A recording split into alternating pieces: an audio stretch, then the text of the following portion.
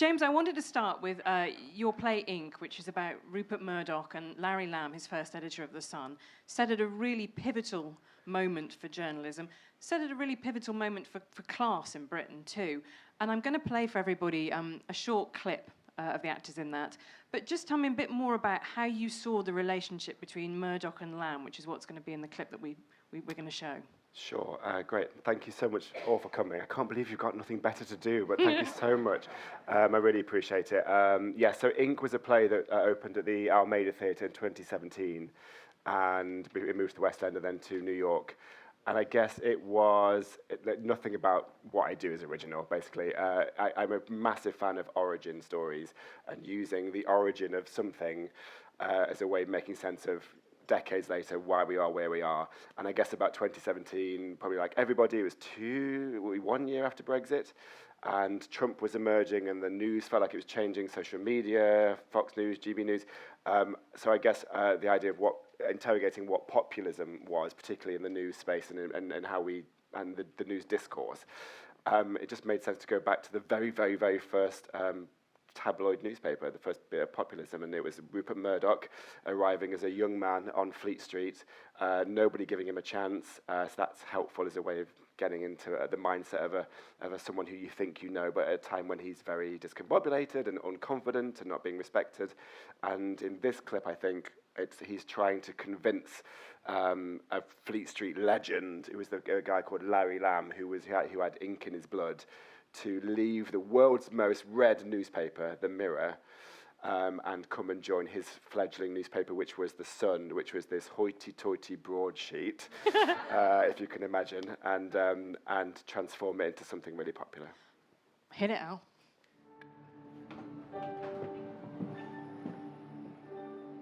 Jesus, what a shithole. Yeah, but it's my shithole, and I like to think that little imperfections give things a certain character. Like that little birthmark on your forehead. It's not a birthmark, it's a scar. Really? Where do you get it? In a fight? Rupert, I get that you've come here ready to take everything on, but I know what I'm talking about. This street is the Wild West. It'll stand on you and crush you, and keep crushing you just because you tried. You think I've not had to roll my sleeves up before, punch my way out of corners? You think I'm afraid of these old bastards? I throw everything I have into this Sunday rag to buy my way in, finally. My first time in the old press club, all the other chairmen in their leather chairs, clutching their newspapers. What happens? Up they go. Not one handshake, no cigar, nothing. The Aussie sheep farmer. Well, not for much longer, eh? So that's what this is. Revenge. No, it's business. And it's revenge. I'm giving you the chance they never did, and it's your last chance. I don't mean to be the cunt that points that out, but there you go. Captain of your own ship. It's not much, but it could all be yours. What do you say, Larry? You and me together. Rupert the sheep and Larry the lamb. Listen. They're starting. You feel that? You miss it, don't you, Fleet Street? Aren't you romantic about it? How can you not be? Sat between St. Paul's and the courts of justice, law to the left of us, God to our right. I sign the papers tomorrow. What do you say? There'll be a lot of blood. God, I hope so.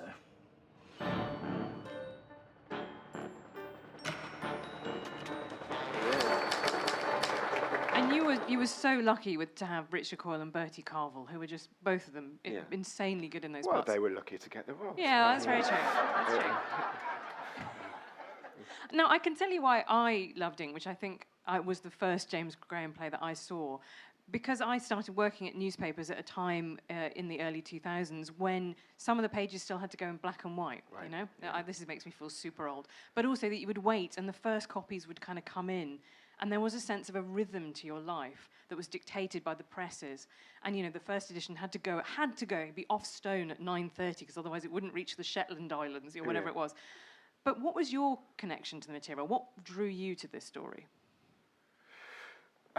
Primarily the story. I mean, it's a remarkable story of over the course of this one single year when Rupert Murdoch bought The Sun and decided he was going to try and turn it into a tabloid, and it'd be very, very different to the values and the vibes that had come previously, be unapologetically, what do people want, and let's give it to them.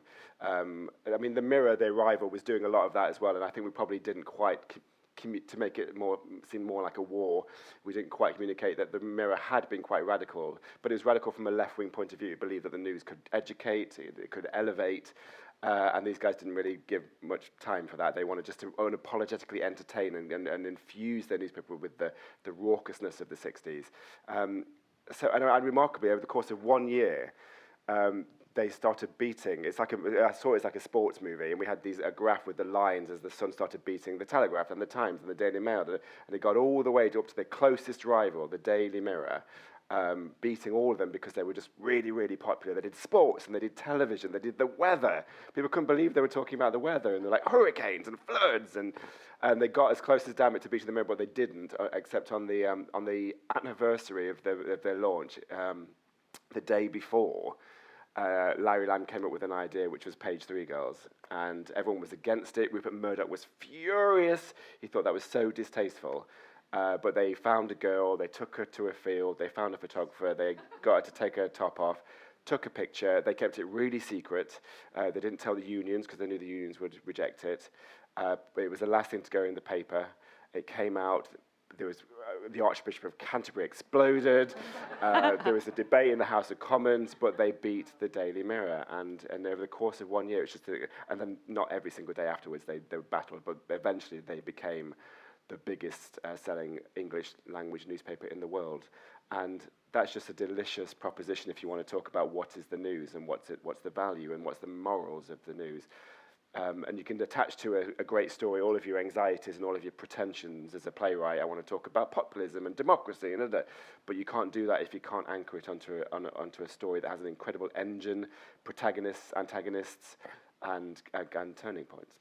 And I wonder if the thing that makes it a James Graham play, rather than the version of this story that anyone else would do, is the attention to class. Because my favourite scene in the play is that one you alluded to, which is all of the journalists from The Sun sitting around brainstorming what are the things that they like. And they say it's football and tits. And then Larry Lamb says, I hate brass bands, essentially. Yeah. Like, it was this idea of this kind of mid-20th century working class aspirational culture has now faded and actually become much more unafraid to be kind of entertainment.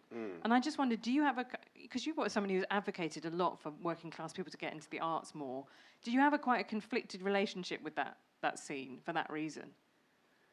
Yeah, I do actually, but only just until you said that, because I've gone on a journey, I think, with it. I mean, the great joy and the great privilege of being a playwright is that you get to play devil's advocates with your own bias and your prejudices, and I have prejudices against populist news and the Sun newspaper, but it was a great sort of mischievous joy to imagine yourself into just asking the question, which seems like a really valid question: why is it the most successful, well-bought, most read paper on earth? And you go, just ask it, and once you get into the DNA of what they do, and like, unfortunately, like, some of it's really funny, like, they're really good at making a joke, and so to understand the skill of that and the expertise of that and to trying to make them impressive, I really enjoyed. When it comes to class and art and culture, I'm currently in a really frustrated mode, which is that in the community I come from, which is a mining village in North Nottinghamshire, we'll get onto it later, but it's the community that's represented in this TV drama I've written called Sherwood. The public realm has been completely annihilated. There is no public space anymore, and that includes like the working men's clubs and the social clubs that used to be the heart of the community. And these places can sound really old-fashioned, and they did have a brass band, and they did have a choir, and they do bingo and live music. But it was a common place for working class people to have art and literature in their life and actually woven into the rhythm of their day, because it was all around industry and shift patterns. So it wasn't uncommon. My granddad played an instrument and could talk about classical music, and there were adult learning classes in these places where you'd learn poetry and painting, and that was normal. And now we even own the narrative ourselves in those communities. At the moment, it's Ashfield, my community. So we got the first ever Reform MP. Lee Anderson is my MP. and I'm not going to talk about the end. You got a very Reform MP. A really As Reform MP, like MPs the go. original origins, ground zero for reform. And I've worked with Lee a bit on different things, and I don't dislike him personally, but the narrative has taken root that this kind of stuff is metropolitan elite stuff. Yeah. And that's infuriating, because that is not my experience, or even in living memory the experience of these communities. Yeah, I think my grandfather was from Motherwell, just outside Glasgow, grew up really poor, and he moved south and took the civil service exams as an adult, Right. and he would always sit and read the Daily Telegraph, right, and I could see him there with a big copy of it, because he wanted to find out, as he saw it, like what the ruling class were thinking. Right. This was his way of thinking about stuff, and I think, that's why I found that scene really conflicting. And it's interesting you mentioned Trump, because it is about saying, why is that pure sugar rush appealing to people, and not to be disdainful about it, because clearly it answered some hunger that people had. But I wanted to ask you too about Murdoch as a character, putting someone on stage, and you do this a lot, somebody who everybody arriving at that theatre will already probably have an opinion on. Yeah. How much did you want to read about the real Murdoch for going from script to screen? Oh God, loads. Yeah. Like, I wanted to absolutely absorb all of it and do everything up to and except meeting him, probably. And then I did meet him when he came to see the play. But at that time, I mean, my process, if you can even call it that, it's not particularly sophisticated. It's a bit like a solar system, ironically, with the sun in the middle. And you you start on the outskirts and you celebrate being really far away, but you start collecting planets, but you don't go straight into the centre at first. So I read memoirs. Larry Lamb had a memoir. You read all incredible, great stuff written about the romance of Fleet Street in the 60s, 70s, and 80s, when it was this self-contained community, and that's delicious to me. I once read, and I believe, when I was trying to learn how to be a playwright, that all the great plays pretty much either have a closed time or a closed space. So, like the Greeks, ideally, if it's closed time, it's over the course of one day or 1 hour, and it plays out, or it's a closed space, it's a room, and I sometimes push the boundaries of that, but the delightfulness of Fleet Street is you go, well, I'm going to cover pretty much a year of time, so I can't be closed time, but I can be a singular community that you never leave. And if you give yourself these rules and these boundaries, you can start to test them. So having all the different pubs and the bars where women weren't allowed up to the counter, but they could they a man to buy them a drink, or the jazz clubs, or the saunas where the guys who'd stayed all night would go and wash and then come back again. That's really delicious. What the hell was your question? Sorry. Well, it was about what I think was, I remember I walked out of Ink and I thought, it was in Islington first, it was in the Almeida, and I remember thinking at the interval, James has done something extraordinary here, which is that a load of people in Islington have gone, no, really, actually, Murdoch really had a point. Yeah. Because you portray him as not as the kind of, in his pomp, but as the guy who saw himself as the underdog, who saw himself as the guy who was looked down on from being from the colonial outpost. Yeah. And that he wanted to break up a stuffy and snobby establishment. Yeah, that was very gatekeepery, and that didn't often allow working class regional voices, that other element of it. Actually, the Sun was full of journalists from Manchester and Newcastle and Birmingham. He got all them in and said, what do you care about? What do your families care about? What do your mates talk about in the pub? And I guess the point of that, I guess the trick of the play is in the first act, you come into the interval, and I actually do think the Almeida, the bar tab went up in the interval because people were getting so many stiff drinks, because they were going, I think I quite like the Sun now. Yeah. And then in the second act, then you do the reverse, and you go, well, what are the consequences of that? If you just give people what you want, we are all flawed. There's this beautiful scene, isn't there, where Richard Cole's character just takes a handful of ink and smears it over his face, and it's a bit kind of Colonel Kurtz in Hearts of Darkness, kind of. Like they've all kind of gone slightly mad. So that was based on a real story, which some of you may have seen recently. Bizarrely, it's just come back into the foreground of the news, which is, really shockingly, in the first weeks that the Sun was launched, there was a real moral reaction to it from certain parts of the country. And there was a kidnap of a woman called Muriel Mackay, who was the wife of the chairman of the Sun newspaper. And they were actually trying to get Murdoch's wife. They tried to kidnap Rupert Murdoch's wife. They got the wrong woman. And they took her to, and basically they killed her. but they were sending ransom notes all the time during the Sunday. Well, actually, no one really knew if they were sending it, but they were getting all these notes saying, "Stop! The Sun needs to stop what they're doing, or we're going to kill her." And anyway, so one day they got a verified ransom note from the kidnappers saying, "These are our demands." And obviously the Sun was so conflicted because they were the story and they had this inside access. And the police, it was the first kidnap and ransoms in about 800 years in the United Kingdom. That is not a lie. And so the police were going, well, there's a form, you give us the note and we keep it secret and we don't publish any information. And the Sun decided to publish the ransom note on the front page and saying these are the demands. And I tried to, when I did eventually meet Rupert Murdoch, I tried to talk to him about what he thought about that because it was his friend who was kidnapped. But that scene you describe is this moral, it's perfect for a playwright, horrible for the real life people. You couldn't have wished horribly for a better moment of your characters going, what, we've built this thing, and these are the rules. We publish whatever people want to read, that's what we do. And then they get a ransom note of someone who they're going to kill, and it's someone they all love. And they didn't know what to do, and eventually they published it. But there was the union said we won't do it, and Larry Lamb took the choice to publish it. Working on a newspaper does confront you with those kind of things. I remember when I was first at the Daily Mail, when I was a young sub-editor, someone that I knew at Oxford University who'd been president of the union died in unexplained circumstances, and that was a story. And it was a very bleak moment of the fact that, much like doctors, journalists often have a very dark sense of humour because otherwise you would, you can't empathise with everybody in every story every time, or you would go mad.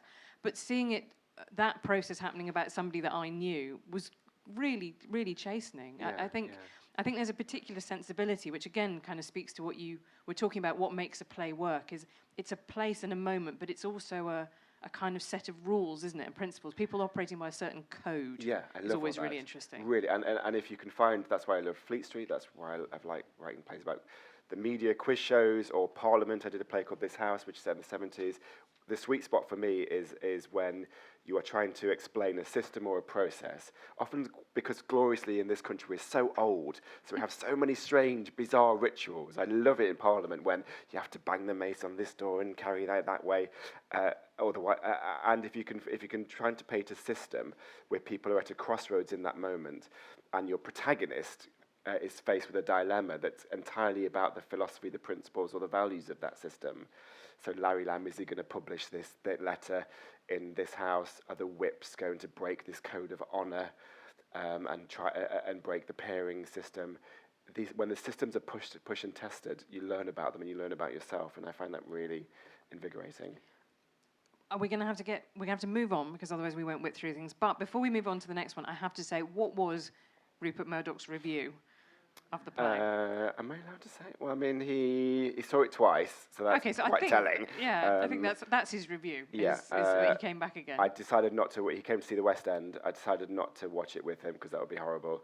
So I met him in the bar afterwards. I was told, and on nights like this, there's an entire system around you of people going, "This is what's going to happen," and it completely broke down. So for some reason, I was on my own in the room when he walked in, and I was stood at the bar. So the first thing he said was, "Gin and tonic, please." And he just thought I was like a bartender. And I went, no, I'm actually the writer. And he went, oh, great. And he was, what was he like? I mean, I was really impressed. It was a really studied case of giving absolutely nothing away. Do you know what? I had this conversation with Ian Hislop, who edits Private Eye, and he said that Rupert Murdoch is the most annoying proprietor of all of them because he never reacts to anything. Yeah. They've been mocking him solidly now for 50 years. And he doesn't, yeah. No. Whereas what you want is a kind of Evgeny Lebedev who will rise to the bait well, because it's funny. I couldn't wait, at least, for my dinner party story about Rupert Murdoch seeing my play, and I came away with nothing. I just the one thing I do remember is he was just very polite, respectful, asked reasonably interesting questions, and the one thing I did get from him briefly was there was a sequence in the play. We have this incredible designer called Bunny Christie, and we sort of built a print room with the throbbing presses underneath it.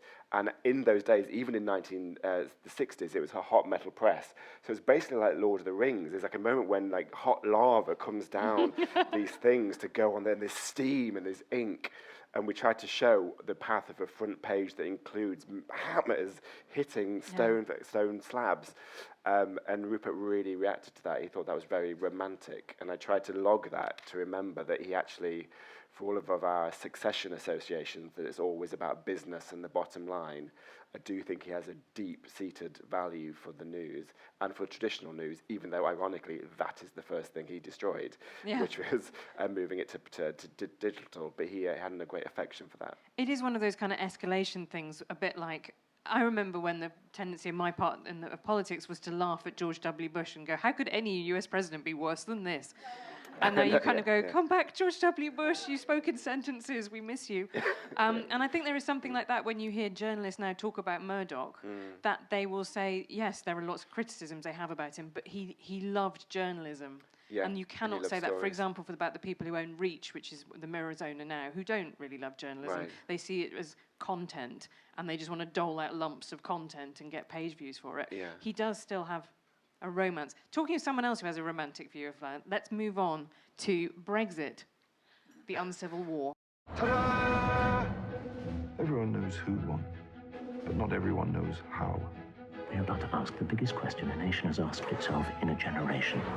In or out? Things are going to get pretty nasty.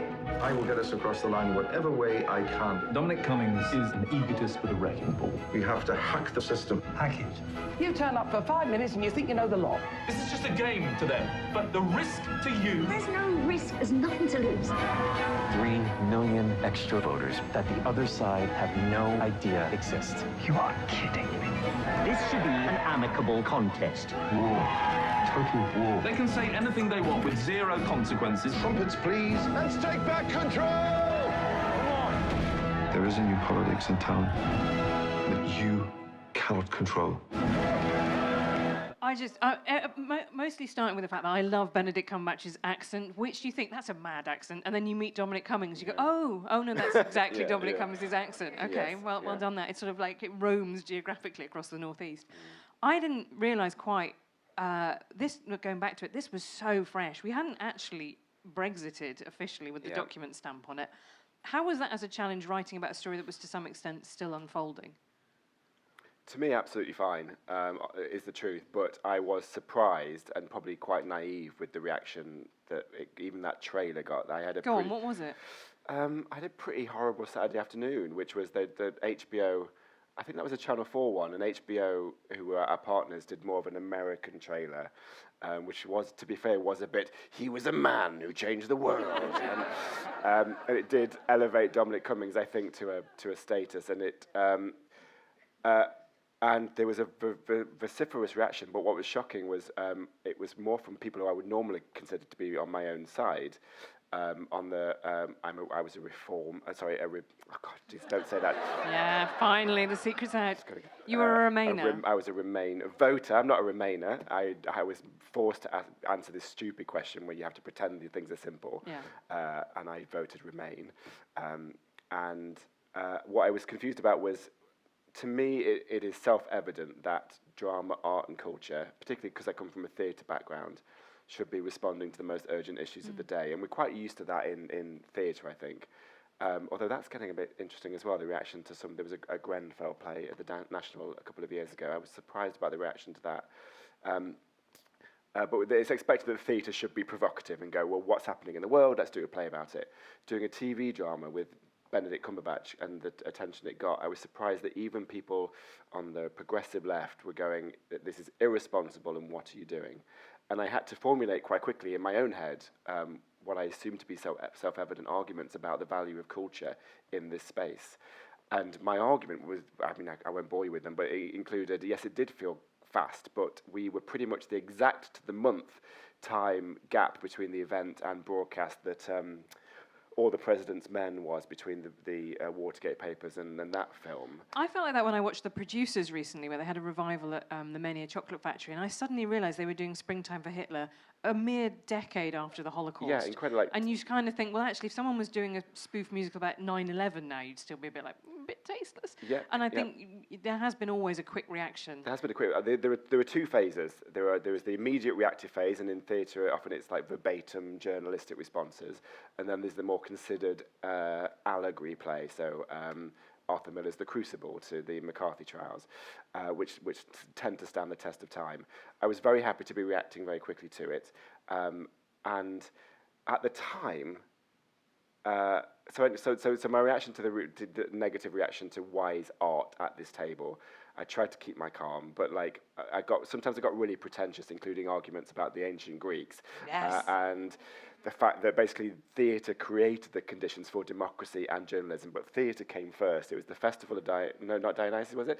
In 487 BC, that was the first time they got tribes together in a space to tell stories about the world, and then democracy came, and then journalism came. So you're welcome, everyone else. But it was basically storytelling. This is what happens if you spend too much time with Dominic Cummings. You start having arguments Here's my blog, that 1,000 words. About Thermopylae. 10,000 words. But you know what? I was one of the people who had a negative reaction to that trailer, and I'll tell you why. Because I thought we always have such an instinctive sympathy with the protagonist, and I thought that this is exactly the kind of mythologizing that I think Dominic Cummings welcomes and embraces. He doesn't mind if people think he's evil, as long as they think he's an evil genius. But can I push back on that? Oh yeah, but I say that was based on the trailer. When I saw the drama, I think it's an excellent drama, and it's a very funny drama because there are a lot of very annoying people involved in it who all hated each other, which is one of the great joys of Brexit. And I think you're right. And what obviously a drama does that a trailer doesn't is, well, at least in the dramas I want to write, is that you get people going in characters saying, I think Dominic Cummings is a genius. I think his approach to campaigning on the street and digitally is revolutionary. I think his phrase, take back control, is a work of art in its simplicity, but its complexity. And then I have other characters on the Remain side going, he's a fucking idiot, and it's all bollocks, and he's not a genius. He's a charlatan and a philistine, and that's the joy of drama. You get to have. I don't know whether he's a genius or not. I've got absolutely no idea. But you have all these people saying different things. He's for the good. No, he's poisoning the discourse and he's ruining democracy, and that's the joy of drama. He occupies the same space as Rupert Murdoch, doesn't he? Whatever your opinion on him, he has been a consequential figure. Like, that's the thing. The fact that he exists means that British politics is different to how it would be if he didn't exist. Without a doubt. And I didn't know, for example, when this came out, that he was going to end up as an advisor in Downing Street. And who knows what he's doing now. I'm really curious about where he is. Is he here? I think he might be in reform territory. Who knows? But at the time, the thing I was going to push back on is that when I pitched a Channel 4 drama about the referendum, everyone assumed it was going to be about David Cameron and George Osborne and Theresa May. But I found this guy called Dominic Cummings, who was the guy who led the Leave campaign. And people had started writing books and looking at him, but he'd refused a parliamentary committee to scrutinise him. He'd never did any interviews, and when I told even my friends, oh, Benedict Cumberbatch is in my Brexit film, and they went, who's he playing? And I went, Dominic Cummings. They're like, who's Dominic Cummings? Because people didn't know who he was, and I know they know who he is now, but at the time, I'm not saying it took a TV drama, but a TV drama contributed to what I think is a really important flaw in referendum campaigns, which is the people who actually made the decisions, the people who actually designed those policy ideas, 350 million for the NHS, that's not politicians. Those politicians came along, were given those lines and went out and said them. The people who designed those campaigns on both sides are relatively unknown, completely unelected, completely unaccountable private citizens who could say whatever they wanted because they were never going to be held to account to put that to pass. So it felt like a Channel 4 drama, putting those carefully and kindly, dragging those into the light, felt like a really responsible thing to do. It's only since, I think, we now know who these people are that it feels a bit sort of punky and irresponsible, some people call it, but people didn't know who these people were. Yeah, I don't think that a serious Channel 4 drama about Brexit really can be irresponsible. I know what you mean.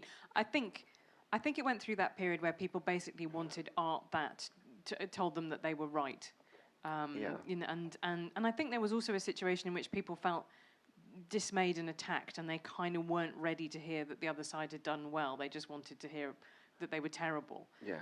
But which, you see now in, I've just been writing about Joe Biden's age, and just the amount of pushback you get from people saying, why are you writing about this when Donald Trump is so bad?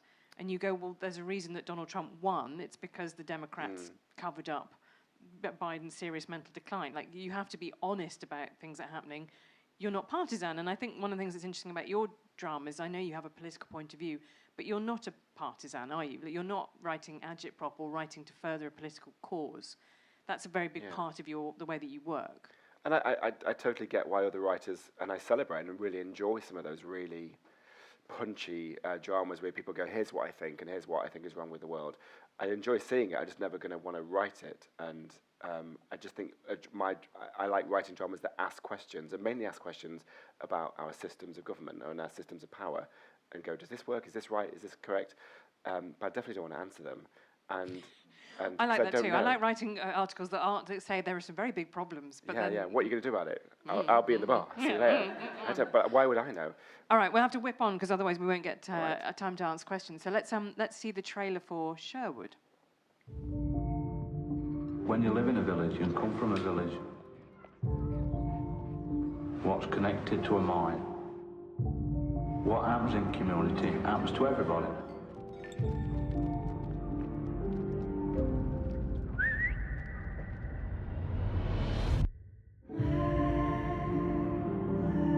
Mrs. Jackson? Yeah. Is your husband Gary Jackson? We're investigating the murder of a local resident in Nottinghamshire. I know the potential of something like this to inflame divisions in the community. Can you think of anyone? Were there any ongoing disputes? Disputes? This was the miners' village. There's a lot of history around here, as I remember. But another arrow attack has been reported. They think they're aiming at me.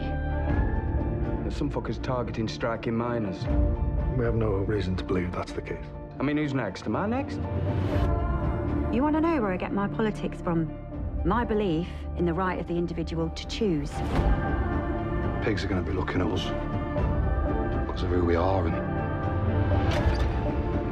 this is something different. This is political policing. You weren't here.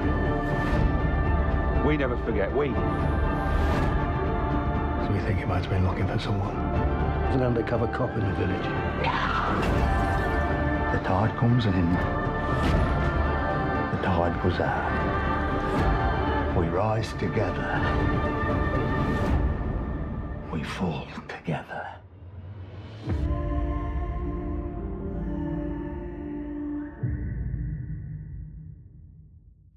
Again, another absolutely banger cast who were very lucky to work with you. David Morrissey and Leslie Manville there. This one was a little bit further away from true events, inspired by true events. So what was your source material? Was it your memories of hearing those stories about how people were affected by the industrial disputes? Or was it a particular book or letters? No, it was entirely personal experience, and that informed all the different choices I made. So for those of you who haven't seen it, it's on iPlayer, available now. Yeah. This was based on streets away from my house, where I grew up in Ashfield. There was the north of Nottinghamshire was a very complicated place, and remains a very complicated place politically and culturally. It doesn't quite know whether it's the Midlands, doesn't quite know whether it's north, left, or right. And in the miners' strike of 1984. Unlike all the miners pretty much in Yorkshire who went on strike, and unlike most of the miners in Nottingham who broke away and went back to work, these border villages became the scene of all the violence and the picket lines and the Metropolitan Police being sent up for a year and policing these communities and the violence.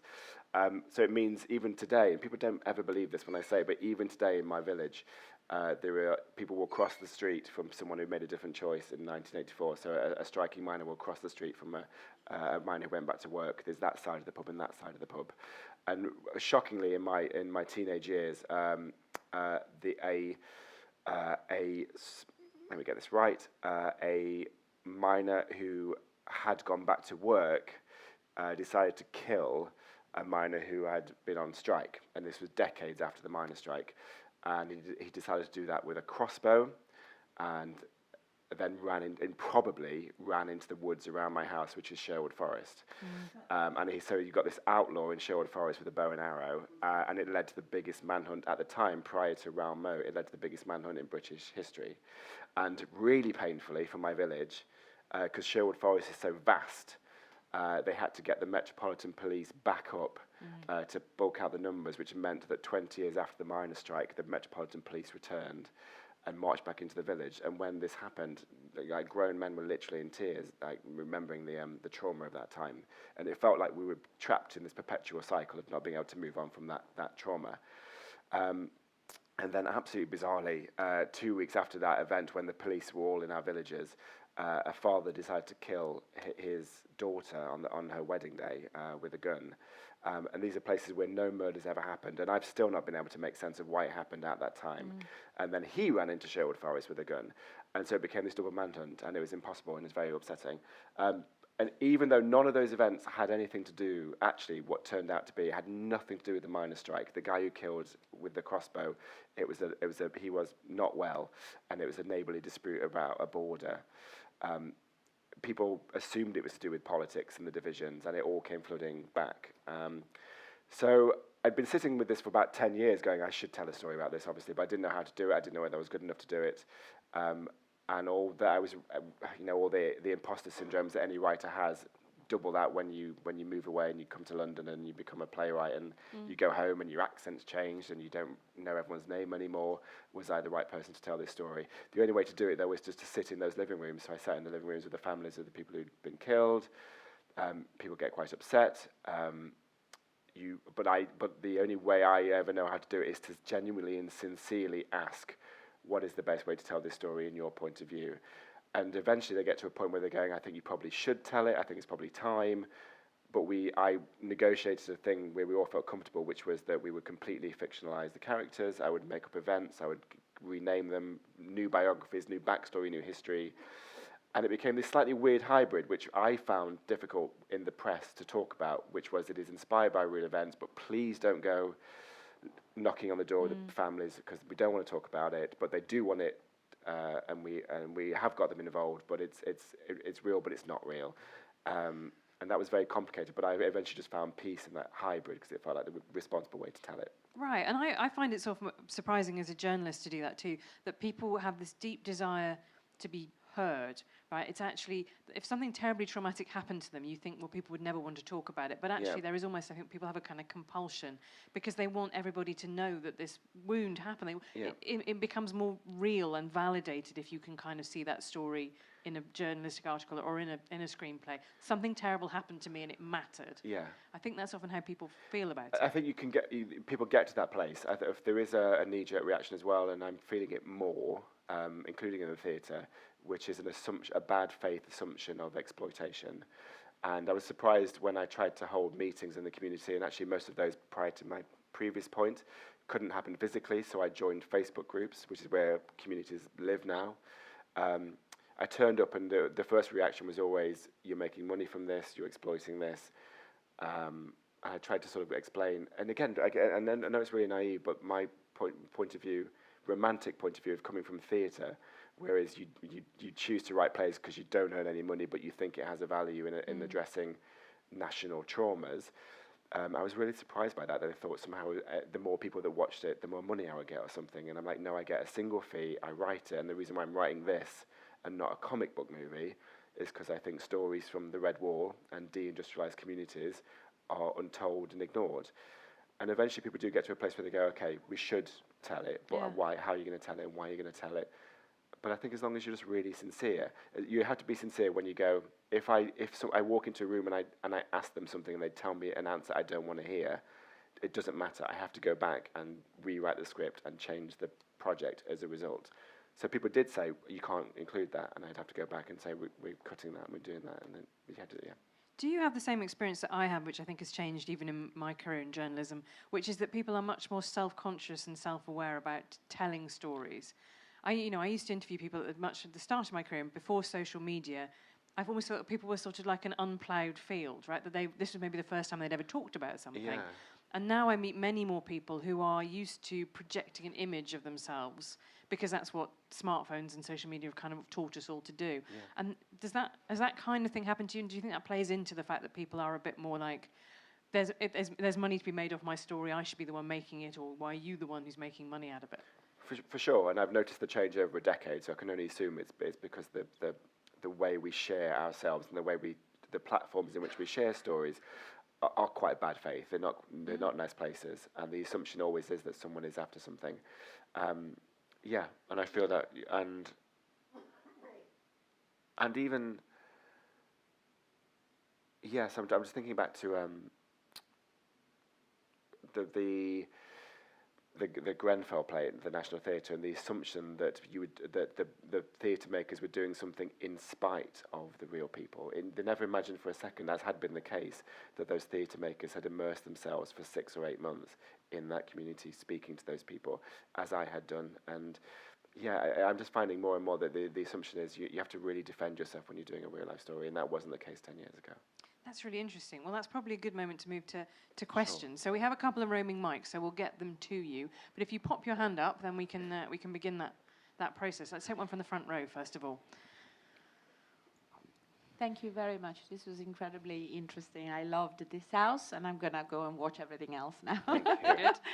You talk about your fascination with systems.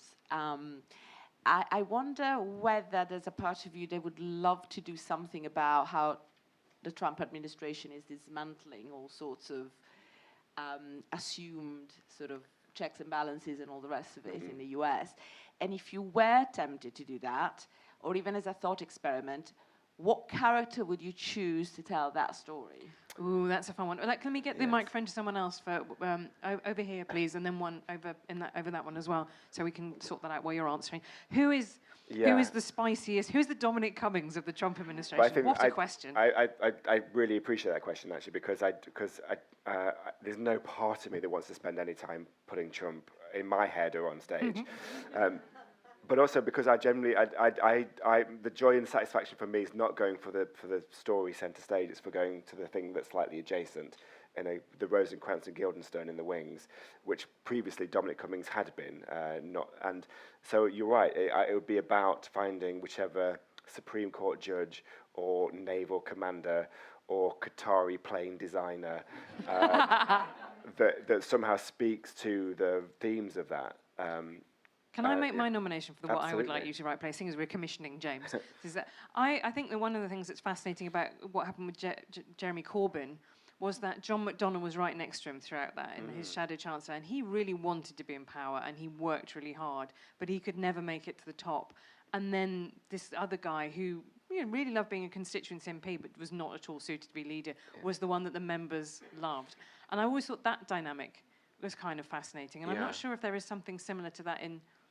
I mean, for me, the most interesting member of the Trump administration is Stephen Miller, who is the one who's behind all the immigration plans. But he doesn't have the joie de vivre, shall we say, of Dominic. He's just sort of straightforwardly evil in a kind of down the line kind of way. But let's go to your question. Thank you so much, James. I really love your work, and Helen, what a great interviewer you are! Absolutely superb. I loved Dear England, and obviously you haven't spoken about it this evening, and it was quite a comedy, but also it was such a feel-good in the fact that I did feel that we'd won the World Cup, to be honest with you. And how do you go about, obviously it's quite a change from the political side, there was obviously politics in it, but with where we're going next with potentially reform, with Nigel Farage, you name it, with a difficult political scene, I'm hearing of new political parties coming out, I'm hearing all sorts of things from Westminster. What do you envisage next if you were to work in something like that? But also, I'm interested in the difference because, obviously, from Sherwood and playwriting and TV, how do you see the difference in how you work? There's a lot of questions. Sorry, let's narrow it down a bit because that comes back to one thing we were talking before about. So, Dear England, for those who haven't known, follows Gareth Southgate, and there's a challenge in that too, in that your Gareth Southgate is a fundamentally decent man. Yeah. There is dramatic conflict there in the play, but the heart of it is a portrayal of someone without a tragic flaw, really, as far as I can see. Or do you see him as having one? No, I love Gareth Southgate. Okay. No, he's got nothing wrong with him at all. He's perfect. Apart from he didn't win the World Cup, but who cares about that? No, Dear England, thank you for saying it. I mean, Dear England, again, a bit like how you're finding a very sort of idiosyncratic process that somehow speaks to a bigger national truth, I loved discovering this fact that he brought in penalty doctors to work out why England were the worst in the world at penalties. And we were literally the worst in the world at penalties. We'd never won a World Cup penalty shootout in our lives. And obviously this is the guy that bore that personally from the famous miss. And the famous thing they've discovered was that the first thing they did when they analysed all the penalties that had been taken in international tournaments was that English men took their penalties faster than anyone else in the world. And all the sports scientist blokes went, great, so we'll just tell them to go slower. And Gareth Southwell was like, but why? Why do English men go so fast? And they started doing history lessons about, and psychological tests, like things about like what is it about our national story that makes us so unsuited to that kind of pressure and that kind of fear. And that just became a whole thing. And I loved telling that story. And that he, you know, in a political sense, telling the story of he took over about 2 weeks after the Brexit referendum and went all the way through to the end of Conservative rule and a new government. And he lasted 5 prime ministers. Yeah. How many, Jesus Christ, how many culture secretaries? And he stayed and he exhibited the exact opposite of everyone else in our public life in terms of going, I think there is a value to kindness and quietness and decency and compassion, and that was not the national story over here. So I love that he survived. So in terms of what's... Sorry. I was going to say, but when you're doing your projects, do you deliberately try and pick something very different every time? Is there a... Or you're staring definitely. at me like, no, some stuff just comes along and I say yes to it. Yeah. No, but do you have a plan, a 5-year plan? I was terrified of football. When I went to go up to the England football camp, it was literally like being in year 7 in PE again, and I can't hold a racket, I can't kick a ball. I felt so insecure about putting football on stage, and you just have to own up to the gaps in your knowledge, and all the actors knew way more about the offside rule than I did, and you just have to open yourself up to those gaps and go, let's make it as a team. No, I really, really, really celebrate different forms and different styles for each play. And it brought at the National, it brought a really different audience in, didn't it? Yeah. Like it brought a lot of people. I think that was probably the only play they went to that year, which is a great thing to do. And obviously that was probably nakedly transparent that was the purpose behind doing England on stage. And I think in the West End, and this is my credit, it's to the National's credit and the people who worked really hard on getting new audiences. I think thousands of people had never ever seen a play before, and it was their first ever play. And I'm not saying it's a work of literary genius. It's about penalties, and there's Vindaloo as a song in it. It's not a work, but I'm a horribly about what I just said about The Sun and Dominic Cummings. I'm a populist as an artist. I do believe in the popular value of culture and getting new audiences in, and stories like this are just perfect. Yeah, because you want people to go to the theatre for the first time and enjoy it. The crucial second step that doesn't really always is. happen. Yeah. Okay, let's take one from over here. If you've got a mic over there. Like everyone else, huge fan of your work. I wanted to ask a question about collaboration. When the script leaves your hands, and particularly in TV, goes to producers, directors, editors, the cast, the story evolves. And I was wondering, what do you think, what circumstances result in a more positive and a stronger outcome in those collaborations, and what circumstances diminish the story when it evolves into other people's input? And while you're thinking about that, can I just take and then we'll have to call it a night. So can I take one from this person in the green, and then one from you there, and then we'll have to usher James off into the night to write another 5 plays. Sure. Thank you. I'm really not romanticising my experiences. I've never had any of your second category. I've never had an experience where I've shared something and it's diminished. It is always grown, or at the very worst, stayed exactly the same.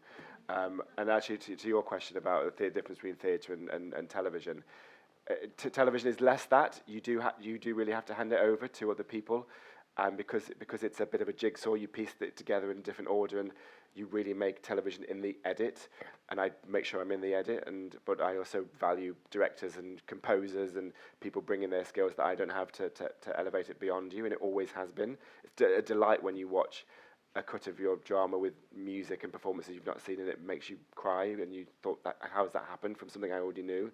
But theatre is the ultimate collaborative art form, and you really do walk into a room with a half-formed thing, and over 5 weeks of rehearsal, you as a gang, a unit, make a thing, and then you share it live together in a space on the first preview, and you sit live with an audience like we have here, and I sit at the back clutching my whiskey, going, this is the first time we're going to share it, and I'm going to learn so many things across the way. It's the most thrilling thing I think a writer can do, and I love reading literary fiction and novels, but I don't think I'll ever write one because I would deny myself that experience of sitting at the back of the theatre with 50 other people sharing a thing live and learning about it in real time. And then it really is like Elizabethan days, like Shakespeare. I'm not saying I'm Shakespeare. I've written way more plays than him. You do go in the next day with new pages. I would say stay up till 3 a.m, rewriting based on what I learned from the audience. You put it in front of the actors at 2:30, they learn it, you try it at 3, and you put it in front of an audience at 7, and you don't know what's going to happen, but you're making an organic, living, breathing thing.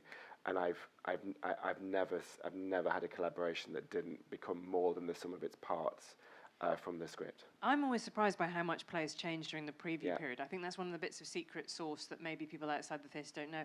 I was talking to a director who's like, well, I think I'm going to shave 20 minutes off. And I was like, 20 minutes? Yeah. That's like an armful. But it was this kind of idea that you just, the play is not even finished when it reaches the stage. There's still so much more work to be done at that point. But it's like, if you've got an orchestra, but there's like 17 instruments missing, and that's the audience, and they just tell you. And sometimes it's not even laughter or applause at the end. It is an imprecise chemical thing when you just know when you guys leave the theatre briefly in your heads, and you imperceptibly feel it. And you have to go, why has the oxygen left the theatre briefly for 10 seconds? Then it comes back and it's fine.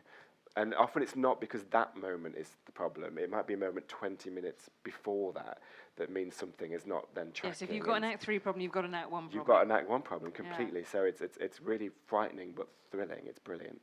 Okay, that's good. Have you yes, let's hear from you. Two people you've collaborated with a lot are Rupert Gould and Jeremy Herrin. Both I feel like are very different directors. I was kind of like wondering, what is it that sort of like keeps bringing you together, and why do you think they sort of like understand your plays so well? And can you shed any light into your collaboration process there too? Yes, so people like Jeremy Herrin, he's a director who directed This House and Best of Enemies, which was a play about the Gore Vidal William Buckley debates. He did Labour of Love as well, He did Labour of Love, which is a comedy set in a Labour MP's office with Martin Freeman and Tamsin Greig. And then Rupert Gould directed Ink and Dear England and my really successful, really disastrous musical on Broadway, Tammy Faye with Elton John. We had that musical that closed after 2 weeks. It's good. It was going too well for a second. Now I've got a really traumatic chapter in the middle of my memoirs. It's good. I'm embracing it. But both of them are very, I would say, I know this sounds very posh, very kinetic directors. Yes. So you see it in, I think Rupert Gould once said, I hope what everyone says of me is that he was very good at scene changes. And it's true. Like, it sounds like a very odd thing to boast about, but in Ink particularly, there is a fluidity to the action around that pyramid of stuff that's quite beautiful. Yeah, I would say that they both sort of make total theatre. They don't just translate your dialogue onto stage and try to light it very well. They go, what is the experience from beginning to end and how it flows and moves around the stage? I need that because there were moments, I kid you not, there were moments in the Dear England script that I took into the rehearsal room that just went, and now they do penalties. And then I start talking again with other characters, but I don't know how to do that. And you get choreographers, and you get Rupert Gould to go, this is how we're going to do it. That's the joy of the collaboration. So I would say, in terms of differences, I think they both have the same instincts, but I would say that Jeremy Herrin probably has a knee-jerk reaction to having a real sense of response. Not that Rupert doesn't have this, but Jeremy has a responsibility that goes, this is the first time anyone has seen the play ever, and it may last for 500 years, but we're doing the first production. How can I step out the way in a really generous way and go, what's the purity of the play? And I would say Rupert Gould has that. Rupert Gould's a great dramaturg, but I give him things that demand him throw like an orgasm of theatre at it that just has to have. He's a very, I would say this sounds pejorative, but he's a very flashy director in that he's not afraid to just put like the confetti cannons and the without it becoming overwhelming. No, and it's always based on the intellectual, dramaturgical rigor at the heart of it about character, theme, truth. He's very rigid on that. So it might look like a rock concert, but he's always going. Sometimes it's really annoying. He's always going, what do they want? What do the people want? I'm actually adapting Dear England now with him for TV, and I was in a script meeting with him today. And Dear England as a script is now 3 years old. And he literally said today, but James, what does Gareth want? And I'm like, we've done this 4 times. You know what he wants. He wants a trophy. He wants the country to feel happy. But he never stops asking that question. He's always going, and what he's saying to me is, I haven't answered that in every single scene. But also, presumably, not to lose sight of what you wanted the play to be in the first place after it's been through so many iterations. Yeah, what's the kernel of the idea? Why is this on television, James, is what he's asking. Yeah. What do these characters want? Why are we spending time with them? It's a really annoying, valid question to ask all the time. Final one. Who's got the mic? Who? As an ex-Royal Bank of Scotland employee, I'm amazing. Keen to hear anything you can tell us about Make It Happen. Thank you for that accidental plug. Make It Happen is a new play coming to the International Edinburgh Festival in the summer. It's got Brian Cox, the actor, not the astrologist, as playing the ghost of Adam Smith, and it's a story of the RBS 2008 financial crisis. What can I tell you? It's actually, the National Theatre of Scotland came to me to talk about, do you want to do the Royal Bank of Scotland play and look at the crash of 2008? And I did. But then Brian Cox came to me saying, I think Adam Smith should be sort of in the mix. And I sort of said, well, of course he should. It's, the ideas of capitalism and the free market. And he went, no, I think he should be in it and I should play him. And I was like, oh, that sounds like a shit play, God. So like the ghost of Adam Smith wandering around the Royal Bank of Scotland, that sounds but actually, it's become really joyful and thrilling. So again, a bit like the previous point about closed time or closed space, the amazingness to me of 2008 is that for one brief period of time, Edinburgh became the epicenter of the world. We had a Scottish Prime Minister, a Scottish Chancellor, and the biggest banks in the world were Scottish, and capitalism was on the brink, and it was based on ideas that came from a Scottish economist and philosopher who came up with those ideas, and the Scottish Enlightenment birthed on those streets. So you go, I can work with that. That's fine. I can do that.